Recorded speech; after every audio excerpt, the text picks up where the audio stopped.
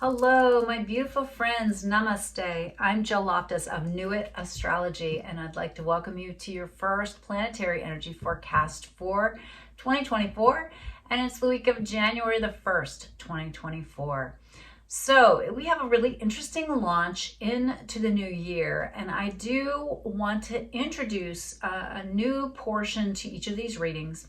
So I'm going to go through the week, and then I'm going to give you 3 ways to work with the energies in a high vibrational way, and then I'm going to give you 3 ways to look out for the shadow of the week. All right, so this is going to be so you can kind of learn the astrology, understand what's going on, but also have some real practical applications. All right, so we're going to start off the week on the 1st with a clash configuration between Venus and Sagittarius, which is a very worldly Venus. She's a very passionate Venus. It's a fire sign, right? And she wants to understand. She has opinions, talk philosophy, travel, right? And it's in a clash configuration with Saturn. And Saturn represents the rules. Saturn represents structure.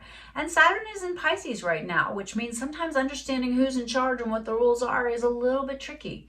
So you might see this real clash of values between the old guard and the new guard. You might see that between individuals, more broad-minded philosophical ideas versus people who want things to stay the way they are. I would just be a little careful, cautious as we start the week.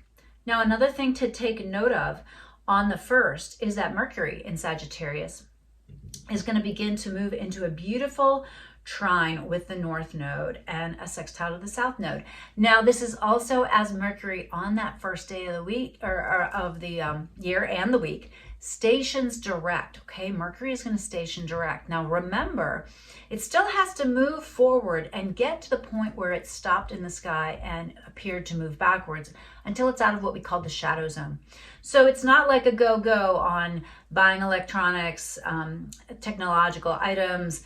You know, you still have to watch out for miscommunications, errors in thinking, things that don't work out exactly as intended in the late Sagittarius, early Capricorn. But just keep in mind to take note of what happens on the 1st, and that may give you an idea of what you have left undone that needs to be repaired or renewed. All right, and then as we move into the middle of the week, we get Saturn beginning to pick up a really nice flow of energy with Jupiter and Taurus. And so this is a configuration we call a sextile, and a sextile is just luck and blessings. So if you know where Pisces and Taurus is in your world, in your specific chart, see if you can find that beautiful blend of optimistic potential there. There could be some lucky things that occur this week.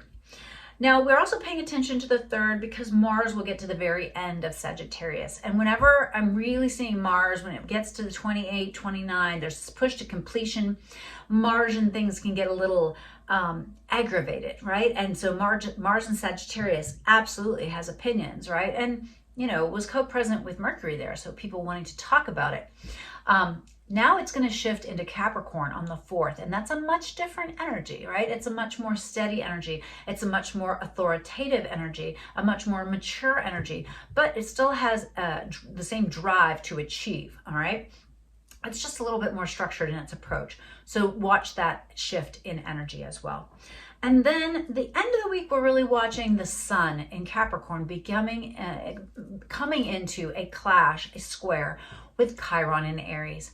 And so this is, you know, Chiron in independent Aries. Chiron spends the most time of any sign that Chiron traverses through in Aries. And it feels like, believe me, for those of us who have Aries placements, it's been quite the slog. But when it comes into that clash with the Sun, there can be issues between the part of you that's independent and wants to make your own choices, and you can be in trouble with the rules or an authority figure or a boss.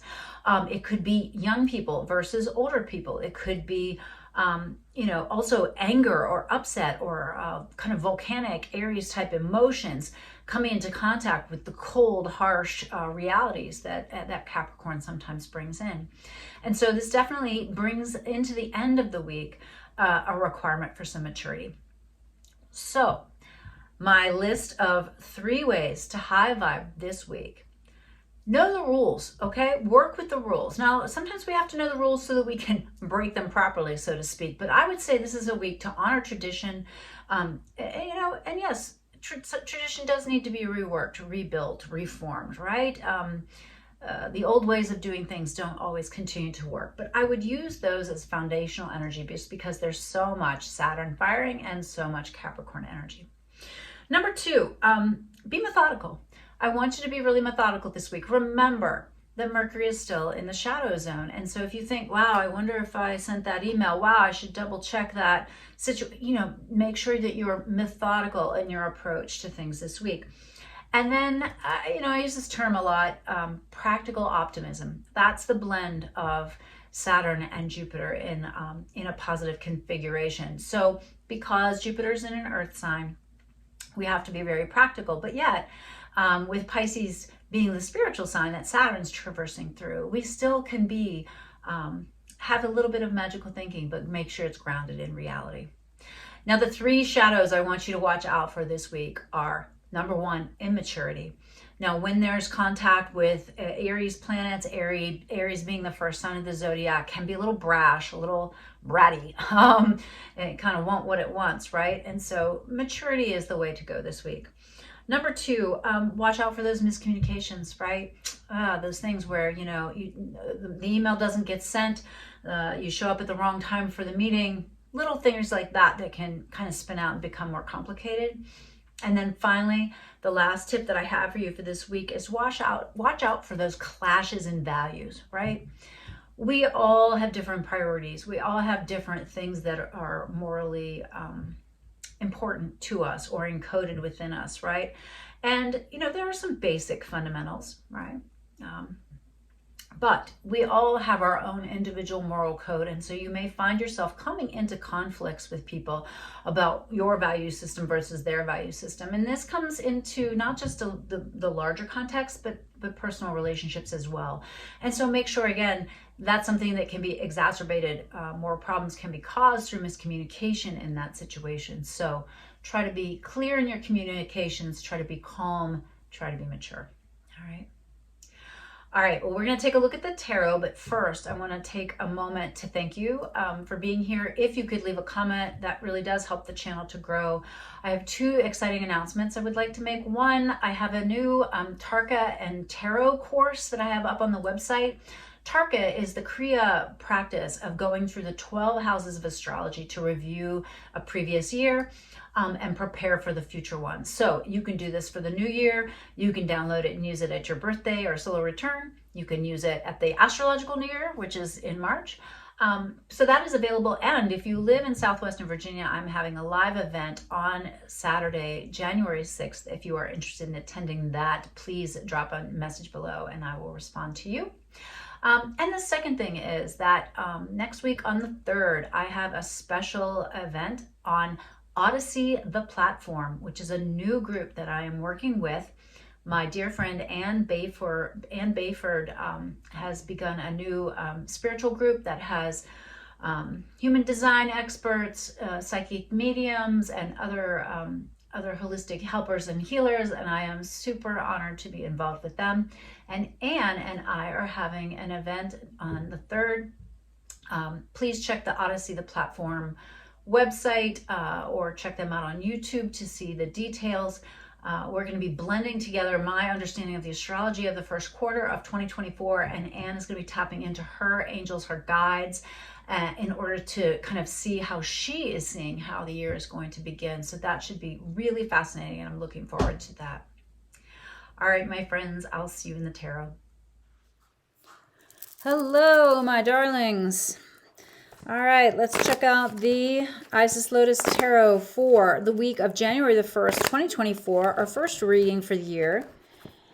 And this, of course, is the Lotus Tarot, which gives us 2 different ways to work with the energy. So let's see what's going on here.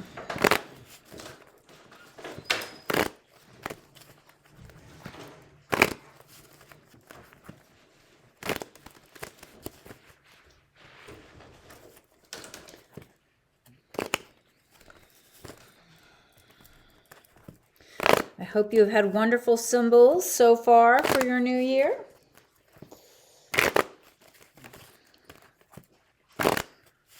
Okay, cards are ready.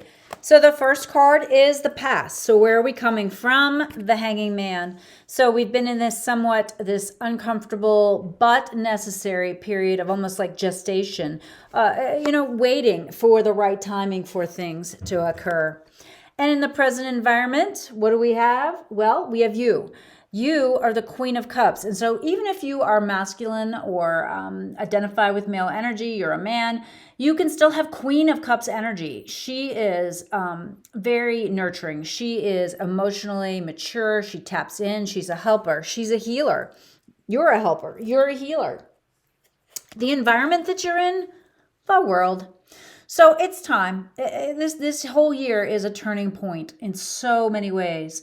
And so there is a bigger, broader, visionary kind of place that you need to be and mission that you need to fulfill. And so you need to remember that. Have some big picture perspective.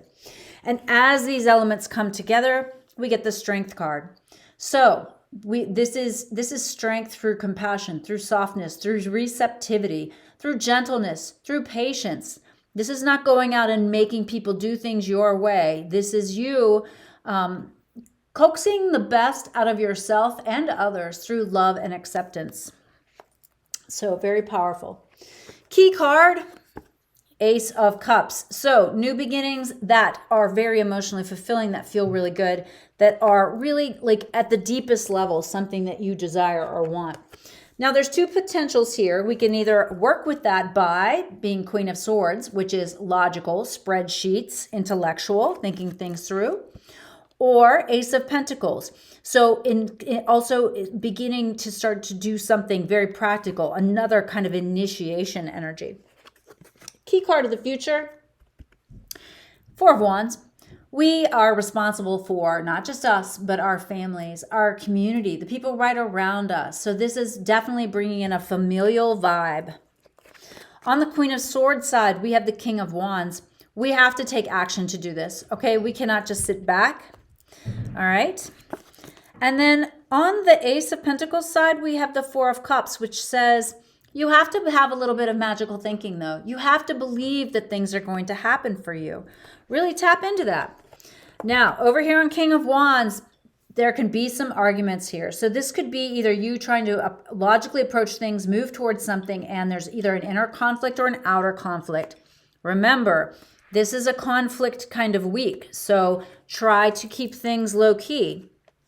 Over on the other side, Ace of Pentacles, Four of Cups, we've got the Two of Cups.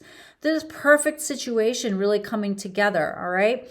So, already you can kind of see that it might be better to start with a new practical thing that's emotionally fulfilling versus just purely operating on the intellectual level, all right? All right? All right, so over here, we've got the Tower on that Queen of Swords side. So there's an argument, there's a conflict, things fall apart. Sometimes things have to fall apart to come together. Over on the Ace of Pentacles side, we also have the Knight of Wands. So again, this is also some anger energy, some go energy. Remember, Mars is changing signs. Whoa, okay, over here with the Queen of Swords side, we've got paired with the Tower, the Devil. I would be very cautious if you feel like this kind of pathway, this other side is the pathway, because there are some tricky people, difficult situations. And boy, over on the Ace of Pentacles side, we have the Ace of Wands. It's an enormous amount of ace energy, right? 3 of the 4 aces on this one side. So we start out in this somewhat uncomfortable waiting period, waiting for the right time. We are intuitive, paying attention, listening to our inner self and our guides. We are looking at the bigger picture. We're going to be patient. We're going to be receptive. We're going to be compassionate. We are going to go towards the things that really feel emotionally fulfilling. So what happens if you're moving in that direction and you're overly illogical, overly analytical? This could be a hypercritical kind of energy. I know it's an air energy, but I still always think of the Queen of Swords as being like a Virgo kind of shadow of Virgo, right? Being picky, maybe even being a little cruel. And we've got this familial situation that we have to deal with. if you get into anger and conflict, it is going to go skyrocketing this week. All right. This is what the tarot seems to think. All right. So you have to have good boundaries. You have to stand your ground. But I would be real cautious with the conflict averse. Be cautious with your tongue maybe being a little sharp too. That Mercury in Sagittarius can really send some zingers out there that cause some problems. So I'm really liking this side of the reading though. This Ace of Pentacles, it's like, okay, I get the idea, this wonderful, fulfilling idea, and then I initiate a practical new action in order to fulfill it. I take into account the people that I'm responsible for and who I love. I have this idea that it's going to work. I have this really deep emotional understanding that the universe is here to support me and the right thing will flow through. And then I've got to do something about it. And I will take it from practical action to more of a fire energy, more action oriented. I kind of feel like this is the idea. Ace of Pentacles is putting the pieces into place. And then the Ace of Wands is the birthing process of this new thing. So very, very clear directions here from the tarot for this week. I wish you the most amazing launch into 2024. I will be with you every week. Bye.